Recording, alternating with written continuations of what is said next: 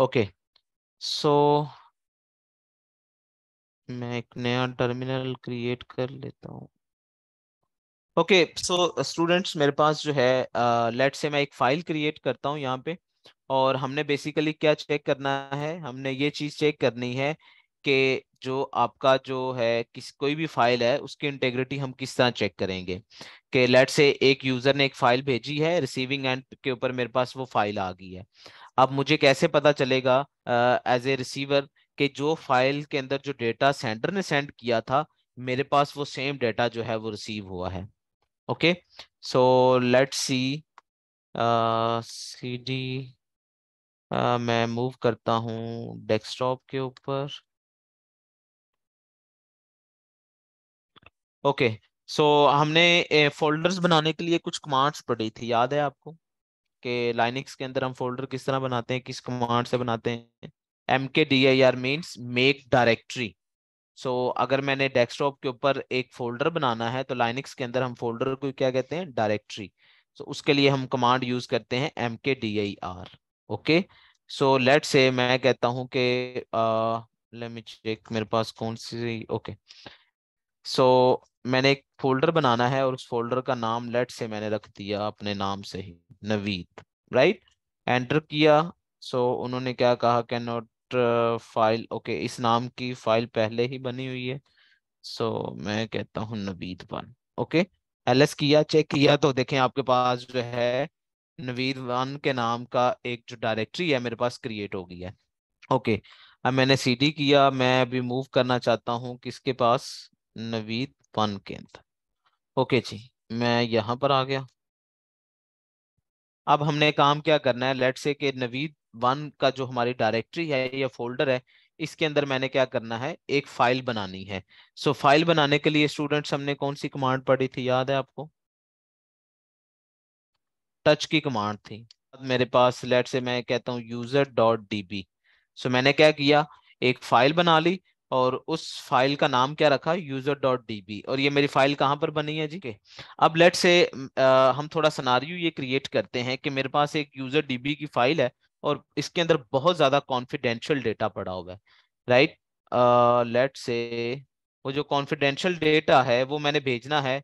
और उसके बाद जो है उस डेटा को जब सेंडर से रिसीवर के पास जाएगा, सो हमने रिसीविंग एंड के ऊपर वैलिडेट करना है कि जो सेंडर ने डेटा भेजा है और जो रिसीवर एंड के ऊपर डेटा आया है वो डेटा क्या है, सेम है।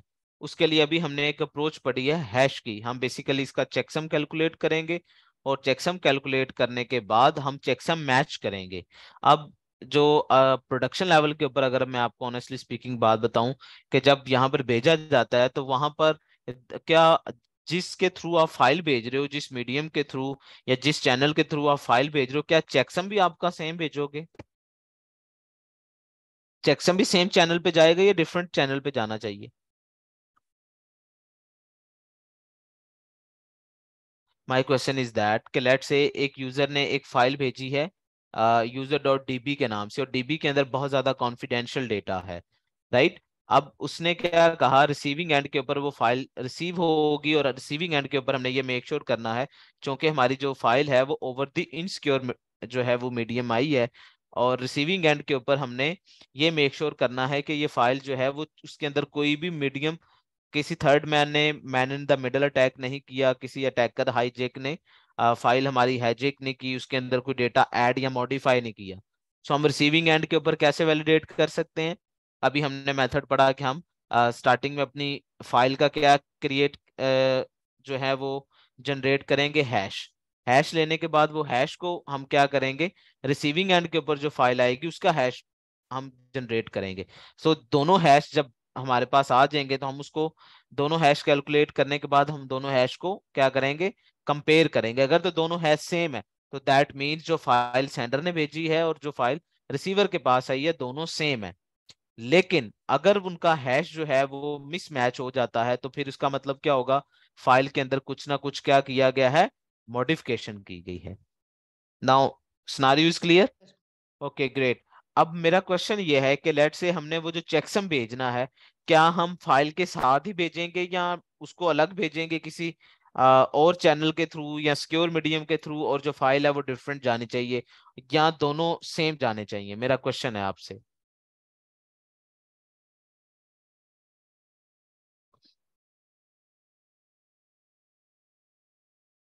ओके, उसके बाद आपके पास चेकसम क्रिएट कैलकुलेट करने के लिए स्टूडेंट्स कमांड जो है वो है SHA-512, आगे आप लिखेंगे सम, और उसके बाद जिस फाइल का आपने क्रिएट करना है, लेट से मैंने यहाँ पर किसका क्रिएट करना है, user.db फाइल का करना है।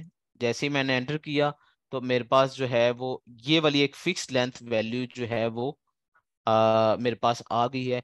ये मेरा बेसिकली क्या है, चेकसम है, मेरा हैश है, जो मैंने क्या किया, किस कमांड से कैलकुलेट किया, SHA-512 की कमांड से क्रिएट किया। लेट से मैंने इसका MD5 भी क्रिएट करना है, सो उसके लिए भी मैं क्या करता हूँ,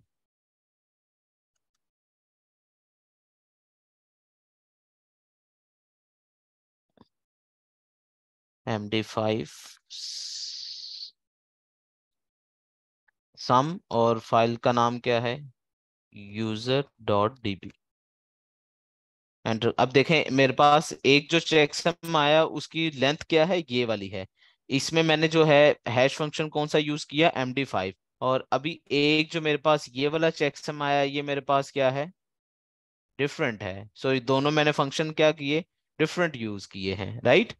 अब मैंने क्या करना है कि कैलकुलेट करना है कि रिसीविंग एंड के ऊपर फाइल जो आई है उसका जो चेकसम है वो सेम है या नहीं है। तो लेट से मैं क्या करता हूँ, विम की कमांड से वापस यूजर की फाइल में गया, और यूजर की फाइल में जाकर अटैकर ने क्या किया, चीजें चेंज कर दी। और उसने चेंज क्या किया, लेट से उसने कोई उसके अंदर कोई नया रिकॉर्ड ऐड कर दिया, या ठीक है जी, लेट से ये कुछ चीजें उसने एडिट कर दी। एडिट करने के बाद मैं वापस आया, मैंने फाइल को क्विट किया।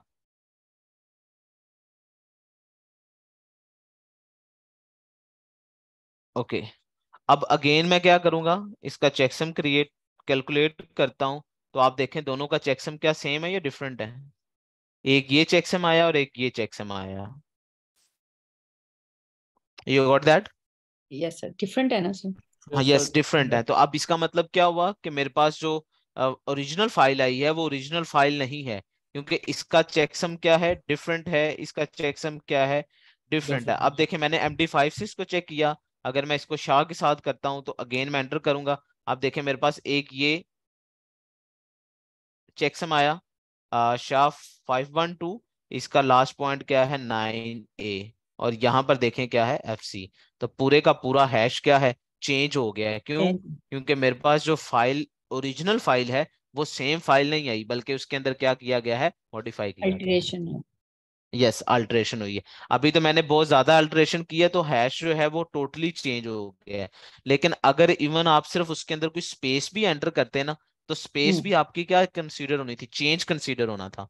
और जो रिसीविंग एंड के ऊपर आपका डेटा आना था, उसका जो चेकसम चेंज होना था, होता है। जब वो कैलकुलेट करते तो वो डेफिनेटली चेंज होना था। So this is the point के प्रोटेक्शन के अंदर जब आपके पास फाइल्स आती हैं, कॉन्फिडेंशियल फाइल्स आती हैं, सो पहले आप जो है उसके ऊपर ऑथेंटिकेशन लगाते हैं, मींस कॉन्फिडेंशियलिटी कंप्रोमाइज ना हो। उसके बाद फिर आप क्या चेक करते हैं, इंटीग्रिटी चेक करते हैं। और इंटीग्रिटी चेक करने के लिए फिर आप क्या, मैंने सिर्फ आपको एक मेथड बताया, बने हुए टूल्स भी हैं आपके पास, कुछ पेड टूल्स भी मिल जाते हैं। तो मैंने सिर्फ आपको क्या बताया, जो लाइनिक्स के अंदर फ्रीली अवेलेबल कमांड्स हैं, उसके थ्रू जो है वो आप क्या कर सकते हैं, फाइल्स की जो इंटेग्रिटी है वो क्या कर सकते हैं, चेक कर सकते हैं। विंडोज के अंदर भी सेम है, CMD के ऊपर जाकर आप फाइल्स का क्या करिए, कैलकुलेट कर सकते हैं, चेकसम यानी हैश कैलकुलेट करेंगे, और हैश कैलकुलेट करने के बाद रिसीविंग एंड के ऊपर जाकर फिर आप अगेन चेक करेंगे कि दोनों चीजें जो हैं वो सेम हैं या नहीं। इसमें कोई इशू? सर बस ये बता दें हम रिसीविंग एंड पे कैसे जाएंगे, अगर दोनों रिसीविंग हम एंड अपने के पास ऊपर, ही लैब कर रहे हैं। अगर हम अपने पास लैब कर रहे हैं तो हम्म, सेंडिंग एंड भी हमारे पास होगा और रिसीविंग एंड भी हमारे यस। पास। अब देखें ना, at the same time user भी आप हैं और आप क्या हैं, सेंडर भी आप है, सेंडर भी रिसीवर आप भी आप हैं। हैं। अब इसके अंदर क्या कर सकते हैं, लेट से आप एक टर्मिनल के ऊपर क्या कर लें, फाइल बना लें। तो हम्म। ये आपका सेंडर है, राइट। सेंडर के ऊपर आपने mkdir लगाया, फोल्डर बनाया, उसमें फाइल बनाई, कुछ डेटा लगा दिया। एक नया टर्मिनल ओपन कर लें, उस नए टर्मिनल को आप समझिए कि आप रिसीवर हैं। आप ओके सेम फाइल को वहां पर जाएं, पाथ चेंज करें, लेट्स से डेस्कटॉप पे आए, उसको एक्सेस करें, एक्सेस करने के बाद वहां पर उसका चेकसम जो है वो अगेन कैलकुलेट करें, और फर्स्ट टर्मिनल के ऊपर भी करें। मैंने एक ही टर्मिनल के ऊपर दोनों एक्टिविटीज परफॉर्म कर दी हैं, आप अलग देख लीजिएगा। लेकिन अगर आपका डेटा जो है आपने सेम कोई चेंज नहीं की होगी तो सेम आपके पास जो है वो चेकसम आएगा। बट अगेन अगर आपने वेरिफिकेशन करने के बाद चेकसम कैलकुलेट करोगे तो वो ऑब्वियसली क्या आएगा, डिफरेंट आएगा। देन यू गॉट दैट कि आपकी फाइल जो है वो क्या हुई है, उसको टेम्पर किया गया है, मॉडिफाई किया गया है। अच्छा सर, हम जैसे ये एक जो अभी हमारे पास स्क्रीन खुली है, ये एक हमारा टर्मिनल है, सही है। इस पे हमने आकर सही है। इस पे एक हम्म, फाइल क्रिएट कर ली जैसे आपने करी है, सही है। जी फिर नए बिल्कुल टर्मिनल पे जाके सही। यही फाइल हम ओपन कर लें या एक और फाइल या क्रिएट कर लें? नहीं नहीं नहीं नहीं, देखो आपने उसी फाइल का बेसिकली इंटीग्रिटी चेक करनी है ना। It okay is okay. Not possible कि एक फाइल का आप चेकसम बनाएं और दूसरी फाइल बनाएं और उसका चेकसम के साथ को कंपेयर नहीं ना कर सकते आप, उसके लिए फाइल शुड बी सेम। सही है सर। सही है, यू गॉट दैट। और इसके ओके। अंदर जो कमांड्स है बेसिक मैं शेयर भी कर दूंगा, उसमें 5 कमांड्स अभी तक हमने यूज की हैं। पहला आपने क्या किया, डायरेक्टरी बनाई mkdir से। mkdir से देन टच की कमांड से आपने फाइल फाइल बनाई। क्रिएट। अब मैंने डीबी की फाइल बनाई, आप कोई और फाइल भी बना सकते हैं, dot TXT, dot DOC, dot PDF, dot exe file, कुछ भी। उसके बाद विम की कमांड से हम बेसिकली फाइल को एडिट सही है। करते हैं। सही सिम है, की कमांड से आपने एंटर किया। एडिट की, एडिट करने के बाद वो मैंने सिर्फ आपको एक कहानी के तौर पे, या just you just say that के सिनेरियो के तौर पर मैंने नाम लिखे, आगे कुछ नंबर्स लिख दिए। वहां पर कोई इंपॉर्टेंट सही डेटा है। भी हो सकता है, राइट। उसके बाद आपने उसका कैलकुलेट करना है चेकसम। अब आ जाए जी, वापस आ जाए, लेट से हम विंडोज पे आ जाते हैं। अब विंडोज पे लेट से आपने टर्मिनल ओपन किया, मेरे ब्लैक स्क्रीन नजर आ रही है जी आपको?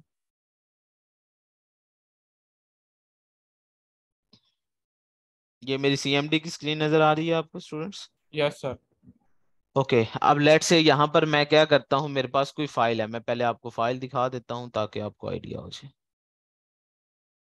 लेट से कोई भी फाइल है, आप कोई भी फाइल ले सकते हो। लेट से मैं कहता हूँ,